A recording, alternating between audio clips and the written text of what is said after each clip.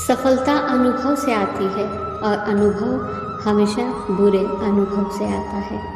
जिस प्रकार से एक सिक्के के दो पहलू होते हैं, सिक्के के दोनों पहलू एक दूसरे से जुड़े होते हुए भी एक दूसरे के विपरीत होते हैं, जिसमें एक का अस्तित्व दूसरे के बिना संभव नहीं होता। उसी प्रकार हमारे जीवन के भी दो चेहरे हैं, एक अच्छा दूसरा बुरा।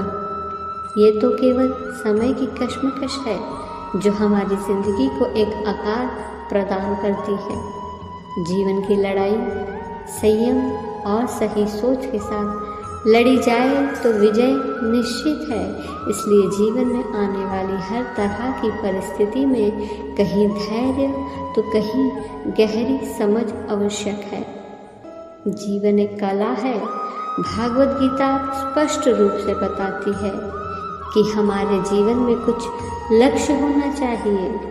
लक्ष्य के बिना हम अपने जीवन में प्रगति नहीं कर सकते।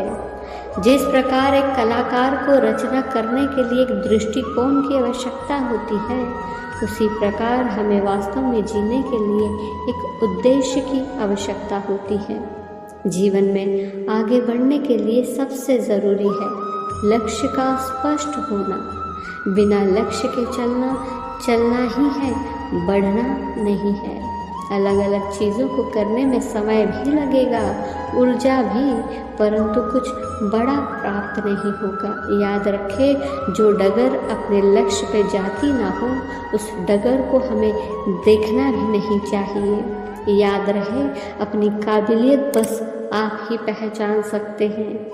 कहते हैं कि रुके हुए पानी में वक्त के साथ अशुद्धियाँ आ जाती हैं, जबकि बहता हुआ पानी हमेशा निर्मल रहता है। इसी तरह जो व्यक्ति एक ही बात या विचारों में फंस जाता है तो वो कभी भी ऊर्जावान नहीं रहता और जीवन में आगे नहीं बढ़ सकता। ऐसे में बहुत ज़रूरी है कि आप जीवन में आगे बढ़ने के लिए बहानों को बनाना छोड़ दें, क्योंकि जीतने वाले कभी बहाने नहीं बनाते और बहाने बनाने वाले कभी जीतते नहीं। खुद पर विश्वास करें, निश्चित है कि बड़े से बड़ा लक्ष्य आपके कदम चूमेगा। याद रहे, सौभाग्य भी उसी को मिलता है जिसने अपने आप को उस काबिल बनाया है। आगे बढ़ना है तो पीछे देखना बंद करिए। भूतपूर्व अनुभव, रिश्ते, घटनाएं, स्थितियों को जो आपको जोश को कम कर रही है, उन्हें पीछे ही छोड़ना होगा। हमेशा पुरानी गलतियों के लिए खुद को माफ़ कर दीजिए। प्रयास करते रहने वाले कभी हारते नहीं।